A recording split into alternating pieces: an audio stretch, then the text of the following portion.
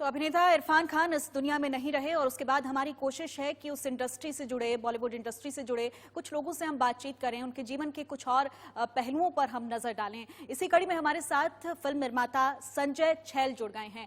संजय जी, आपका बहुत बहुत स्वागत है इंडिया न्यूज पर। संजय जी, एक बड़ी क्षति है पूरे बॉलीवुड के लिए, पहला रिएक्शन सर आपका इरफान खान का जाना।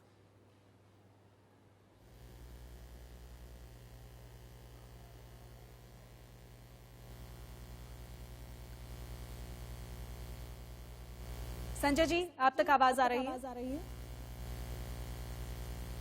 हेलो संजय जी, सुन पा रहे हैं आप मुझे? हेलो जी संजय जी, इरफान खान का जाना एक बड़ी क्षति है पूरे बॉलीवुड के लिए, आपका रिएक्शन सर? इरफान बहुत ही बड़े कलाकार थे और बड़े सहज कलाकार थे। इतने बड़े स्टार होने के बावजूद उनमें स्टारडम का कोई घमंड नहीं था, कोई एटीट्यूड नहीं था। और बहुत कम लोगों को पता होगा कि इरफान भाई साहित्य के बड़े शौकीन थे और हिंदी साहित्य की उनको बहुत अच्छी समझ थी और काफी पढ़ने वाले, साहित्य को चाहने वाले इंसान थे। आज के दौर में ऐसे बहुत कम कलाकार हैं जो लिटरेचर को, किताबों को चाहते हैं। वो इरफान भाई की ये जो खूबी थी वो हम हमेशा मिस करेंगे। उनकी हिंदी पर जो कमांड, उनकी उर्दू पे जो कमांड, और इतनी आसानी से, मतलब एक सिर्फ आंखों से कुछ बातें कह देते थे और इतने सहज, इतने अच्छे इंसान थे, उनसे काम करना मतलब लगता था कि काम हो ही नहीं रहा है। तो as an actor, as a human being हम इरफान भाई को बहुत मिस करेंगे। मतलब पिछले 10-15 सालों में उन्होंने जो ऊंचाई पाई है, शायद ही किसी नए कलाकार ने इतनी ऊंचाई पाई है। और 4 खान जो गिने जाते हैं उसमें चौथे खान इरफान खान बन गए थे। तो ये अपने आप में बड़ी उपलब्धि है कि ऑडियंस के साथ उन्होंने इतना अपनापन एक हासिल किया और ऑडियंस का भी प्यार मिला, क्रिटिक्स का भी प्यार मिला।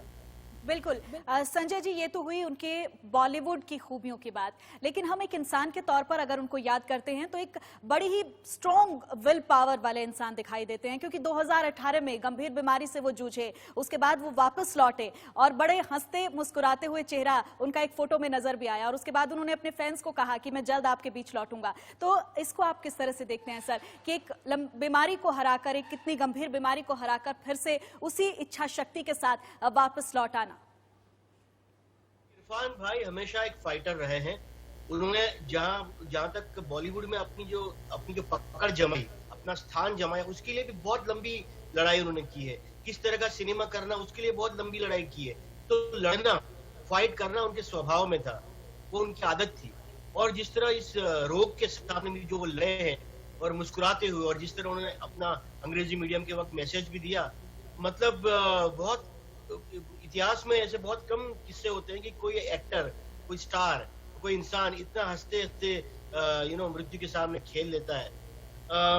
उनकी आंखों की वो चमक, उनका चेहरा, उनकी वो मुस्कुराहट आज भी याद आती है और ऐसा लगता है कि अभी वो बोल पड़ेंगे कि भाई मैं अभी भी लड़ रहा हूँ।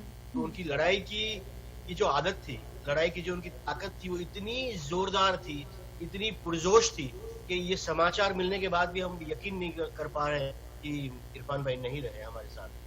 जी, संजय जी, बहुत सारी उन्होंने बेहतरीन फिल्में दी हैं, हासिल, हैदर, अंग्रेजी मीडियम, पान सिंह तोमर, लेकिन एज अ फिल्म निर्माता आप क्या देखते हैं कि कौन सी फिल्म जो है वो इरफान जो निजी जीवन में है, जो उनका एक असल किरदार है, उसके बहुत करीब थी एक फिल्म निर्माता के तौर पर? उन्होंने काफी अच्छे कैरेक्टर किए, कौन सी सबसे अच्छी कहना बहुत ही मुश्किल है। और उनकी लाइफ से उनका जो खुद का कैरेक्टर था, उसके अलावा उन्होंने काफी शेड्स दिखाए। लेकिन मुझे उनका बिल्लू बार्बर का परफॉर्मेंस बहुत ही अच्छा लगता है, जिसमें उन्होंने शाहरुख खान के सामने जो टक्कर ली और सिर्फ एक एक्सप्रेशन, जब शाहरुख खान स्पीच दे रहे होते हैं फिल्म के क्लाइमेक्स में, तब इरफान भाई की एंट्री होती है और जो जिस तरह वो एक लुक देते हैं अपने सुपरस्टार दोस्त को, तब उन्होंने मतलब मेरा दिल जीत लिया कि कितनी अच्छी परफॉर्मेंस दी कि एक शब्द कहे बिना पूरा पर्दा, सिनेमा का पर्दा उन्होंने मतलब चमका दिया था। तो बिल्कुल संजय जी, एक तो होती है जब आप मूविंग एक्टिंग कर रहे हैं, लेकिन एक साइलेंट एक्टिंग होती है जब आप बोल नहीं रहे हैं लेकिन सिर्फ आपका चेहरा और आपकी आंखें बोल रही हैं। तो ऐसे में हम कह सकते हैं कि इस बात में इरफान खान का कोई स्थान ही नहीं, वो एक साइलेंट अभिनेता थे।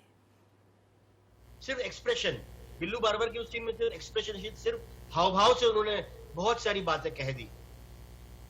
जी जी। संजय जी, आपके साथ जाहिर तौर पर कुछ वक्त बताया होगा, कोई ऐसा लम्हा, कोई ऐसा वाकया जो आज आप हमारे दर्शकों के साथ शेयर करें, उनसे कोई ऐसी मुलाकात जो यादगार? मुझे याद है, मैं कुछ चंद साल पहले मैं उनको मढ़ आइलैंड में एक शूटिंग में मिलने गया था और मेरे हाथ में कोई हिंदी की किताब थी कहानियों की, उदय प्रकाश की शायद कहानियां थी, और उन्होंने ली हाथ में और उस कहानियों के बारे में उन्होंने बात करना शुरू की। तब मुझे पता चला कि ये इतने बड़े कलाकार है, लेकिन साहित्य के इतने बड़े शौकीन है और इतने साहित्य के अभ्यासी है, और मुझसे इस तरह बात करने लगे, उस तरह मेरे साथ बात करने लगे जैसे कोई पुराना कॉलेज का मित्र हो, या मतलब मेरी इतनी कुछ जान पंचायत थी नहीं उनके साथ, एज अ प्रोफेशनल पहचान थी, लेकिन एक कॉलेज का पुराना मित्र उस तरह वो बात करने लगी, और ना कोई स्टारडम का घमंड, ना कोई एटीट्यूड, और बाहर तक मुझे छोड़ने भी आए कंधे पे हाथ रख के। मुझे लगा कितना सहज इंसान है। मैं इरफान खान नाम के महान कलाकार के साथ एक बहुत बढ़िया इंसान को आज खो रहा हूँ। संजय जी, ये बात सभी कह रहे हैं कि एक बेहतर इंसान को, एक बेहतर अभिनेता को ही नहीं, एक बेहतर इंसान को भी खोया है। अगर हम उनके स्ट्रगल पीरियड को देखें तो काफी लंबा वक्त रहा है सर, उनका संघर्ष बहुत लंबा चौड़ा रहा है। 10 से 15 साल तक वो टीवी से उन्होंने शुरुआत की, फिर बॉलीवुड और फिर हॉलीवुड तक का सफर उन्होंने तय किया है। ये जो समय होता है ना बीच का, बहुत से कलाकार, हर कोई महत्वाकांक्षी है, जब आता है तो सपनों के साथ आता है, लेकिन इस बीच कुछ लोग टूट जाते हैं। लेकिन इतनी गंभीर बीमारी के बावजूद वापस लौटे और फिर उसी इच्छा शक्ति के साथ लौटे और एक अलग संदेश दिया कि हाँ, आपको इसी तरीके से जीना चाहिए, इसी इच्छा शक्ति के साथ जीना चाहिए, टूटना नहीं चाहिए। इस स्ट्रगल पीरियड को आप किस तरह से देखते हैं सर? इरफान भाई ने बहुत लंबी स्ट्रगल की। 85-86 में उनकी सलाम बॉम्बे फिल्म आई थी, उसमें एक छोटी सी भूमिका थी। उसके बाद उन्होंने शेखर कपूर के साथ एक फिल्म की थी, गोविंद निलानी की फिल्म दृष्टि, उसमें थे। बाद में टेलीविजन किया, बनेगी अपनी बात सीरियल, काफी सीरियल्स की। उसके बाद करते करते उनको 2001 या 2 में उनकी द वॉरियर फिल्म जो आई, वहां से उनकी एक प्रतिभा की इंटरनेशनल लेवल पे लोगों को झलक देखने को मिली। उसके बाद हिंदी फिल्में आती है और बाद में अपने आप में एक नाम बन गया, अपने आप में एक बड़ा सिक्का उनका चलने लगा, और फिर वापस वो हिंदी फिल्मों में जब बड़े स्टार बने, उसके बाद वो हॉलीवुड तक गए। ये संघर्ष बहुत आसान संघर्ष नहीं है। वो कन्वेंशनल एक नॉर्मल जो हीरो की जो व्याख्या होती है, डेफिनेशन होती है, वो हीरो किस्म की उनके लुक्स नहीं थे, लेकिन उनकी आंखों में एक कशिश थी, उनकी आवाज में एक बात थी, उनकी परफॉर्मेंस इतनी अलग थी कि इंडस्ट्री को, ऑडियंस को उनको स्टार मानना पड़ा।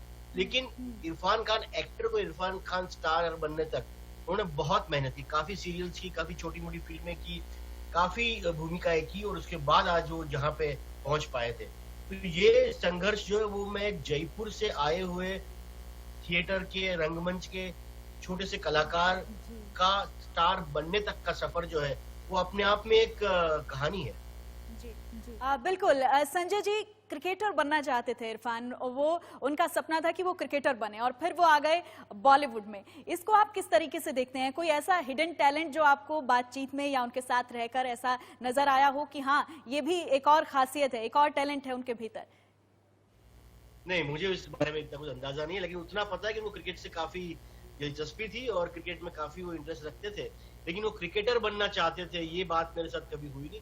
शायद मुझे लगता है कि क्रिकेटर की तरह ही जो एक अच्छे बल्लेबाज जो होते हैं वो किसी भी डिफिकल्ट गेंद में खेल लेते हैं, सिक्सर मार लेते हैं, उसी तरह इरफान को जो गेंद सामने आई, जो बॉल उनके सामने आए, जो मुश्किलियां तकलीफें उनके सामने आई, वो उसको बल्ले से फटकारते रहे और अपनी गेम खेलते रहे शायद। जी। संजय जी, अगर बात करें उनके बड़े हंसमुख स्वभाव का भी चर्चा है कि वो बहुत ही खुश मिजाज इंसान थे, कोई भी तकलीफ हो, कोई भी परेशानी हो, हमेशा हंसते मुस्कुराते रहते थे। और अब ये जो स्ट्रगल पीरियड रहा है, एक लंबी बीमारी से जूझकर फिर लोगों के बीच में आना, और फिर एक बार फिर से एक दौर आया जिसमें वो ठीक हुए, और उसके बाद एक दौर आया जो शायद उनको अपने साथ ही लेकर चला गया। तो इस बीच इरफान से आपकी मुलाकात हुई, बीमारी से जूझने के बाद वो कैसा महसूस कर रहे थे? क्या किसी तरह का बदलाव आया उनके नेचर में, उनके व्यवहार में? नहीं, सिर्फ फोन पे बात होती थी या मैसेज पे बात होती थी, क्योंकि मिलना पॉसिबल नहीं था। उनको इन्फेक्शन ना लग जाए, उनको तकलीफ ना हो, लेकिन हम लोग संपर्क में थे और दिवाली पे, ईद पे बातें करते थे, कभी उनकी बर्थडे पे। और काफी वही उनका मूड था, वही मिजाज था जो हमेशा रहता था, वही उनकी वन लाइनर्स, उनके चुटकुले, उनके पंचेस। काफी मजा आता था उनसे बात करके, और लगता नहीं था कि किसी मुश्किल दौर से वो गुजर रहे हैं। जी जी। संजय जी, मैं लौटूंगी आपके पास। इस वक्त हमारे साथ रवि भूषण जुड़ गए हैं। पान सिंह तोमर में रवि भूषण ने भतीजे की भूमिका अदा की थी इरफान खान के। रवि, आपका स्वागत है इंडिया न्यूज पर। जी नमस्कार। रवि, एक बहुत बड़ी क्षति है आज पूरे बॉलीवुड के लिए। किस तरह से याद करते हैं आज इरफान खान को? जब से ये खबर मैंने सुनी है तब से मैं इस पर बिलीव नहीं कर पा रहा हूँ। मतलब यकायक से ऑल ऑफ सडन इस तरह से किसी का हमारे बीच से जाना, और वो सिर्फ एक एक्टर ही नहीं थे लोगों के लिए, वो जहनी तौर पर एक दूसरे से कनेक्टेड थे, गाहे बगाए जो उनके साथ संबंध में थे, आई मीन टच में थे, पर्सनल टच में थे, वो भी, और जो उनको उनके काम से जानते हैं, एज अ पर्सन उनको जानते हैं, वो भी ऐसा महसूस कर रहे हैं कि जैसे कि उनका कोई अपना खुद का सगा चला गया है। और मैं बहुत ही मर्माहत हूँ उसको, इस न्यूज से मैं अभी भी उसको जज्ब नहीं कर पा रहा हूँ, क्योंकि मैंने उनके साथ मैंने अपनी जिंदगी की पहली फिल्म पान सिंह तोमर मैंने उनके साथ की है, और जो कुछ भी मैंने सीखा है अलावा जो इंस्टीट्यूट है उसके अलावा जो कुछ भी मैंने स्कूलिंग। बिल्कुल रवि, ये आपने बहुत महत्वपूर्ण बात की है कि अपनी जिंदगी की पहली फिल्म आपने उनके साथ की थी, और वो एक मंझे हुए अभिनेता। क्या ऐसे गुर जो उन्होंने आपको सिखाए एक अभिनेता के तौर पर? देखिए, it's like acting is like पानी में तैरता हुआ बतख। जैसा कि वो बताते थे कि आप जब पानी के ऊपर देखो बतख को तैरते हुए तो लाइक बहुत ही स्मूथली ये मूव कर रहा है, बट पानी के अंदर कितनी तेजी से उसके पांव चल रहे हैं वो कोई नहीं देख पाता है। तो आपका एक्टिंग भी लाइक उसी तरह से होना चाहिए कि सामने ऑडियंस को दिखे कि ये तो नेचुरल है, ये तो कुछ कर ही नहीं रहा, बट उसके अंदर का सारा जद्दोजहद आपके खुद के अंदर का है। तो ये बहुत ही बारीकी और बहुत गूढ़ बात जो उन्होंने मुझे सिखाई थी, और उसी को लेके मैं आगे बढ़ रहा हूँ। तो वो मेरे आइडियल हैं, इंस्पिरेशन है। मैं उनके साथ काम करने के पहले ही भी मैं उनका बहुत बड़ा फैन था, और मेरे लिए बहुत ही मैं सौभाग्यशाली रहा कि मेरी पहली फिल्म ही मैं उनके साथ। बिल्कुल रवि, आपकी पहली फिल्म थी, और इरफान खान चूंकि एक बड़े स्टार, तो अक्सर ऐसा होता है ना, कई बार बड़े स्टार्स में एक एटीट्यूड प्रॉब्लम भी आ जाती है, वो बातचीत भी नहीं करते हैं अपने छोटे जो स्टार्स होते हैं उनके साथ। तो कोई ऐसा उनके व्यवहार में किसी तरह का आपको बदलाव नजर आया, या कहें कोई खासियत ऐसी जो आप आज हमसे साझा करना चाहें? नहीं, वो जैसे बोलते हैं ना कि जन नेता है, उसी तरह वो जन एक्टर थे। दैट मींस वो स्टार नहीं, मतलब रियल परफॉर्मर, रियल कलाकार थे।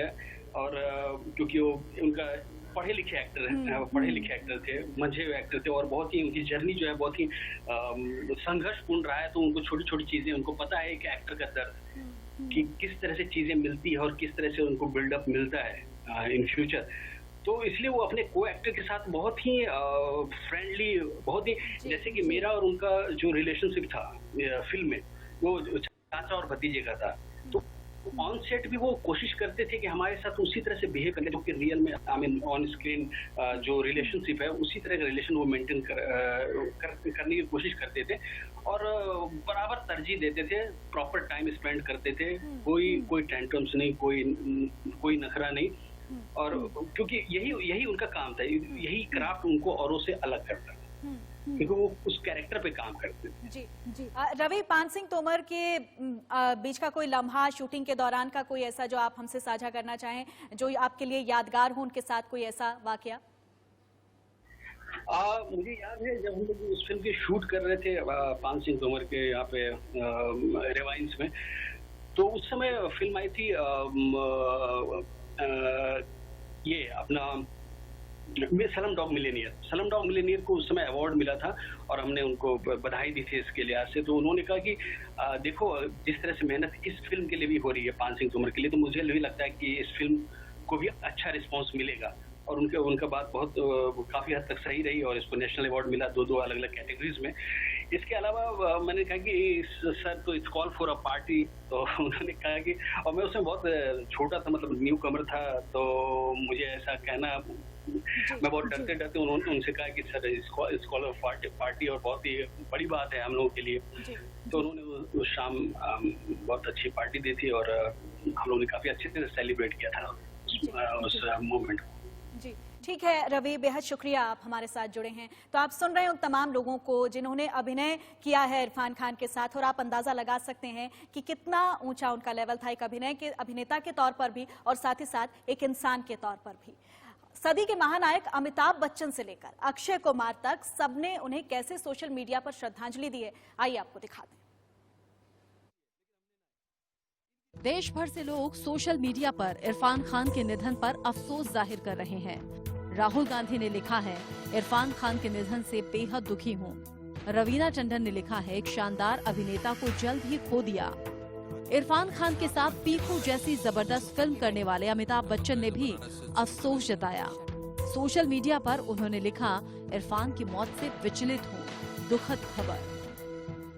अक्षय कुमार ने लिखा, बेहद शानदार अभिनेता थे इरफान खान। अनुपम खेर ने कहा, इरफान खान बहुत ही अच्छे इंसान थे, मौत से दुखी हूँ।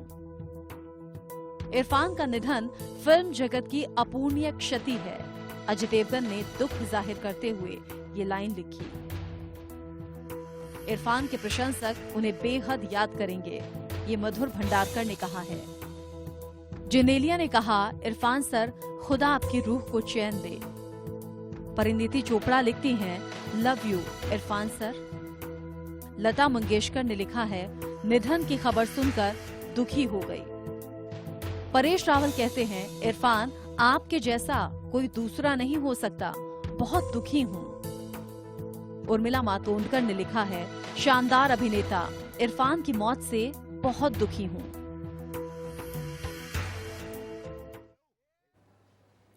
और पिछले 3 दशकों से अभिनय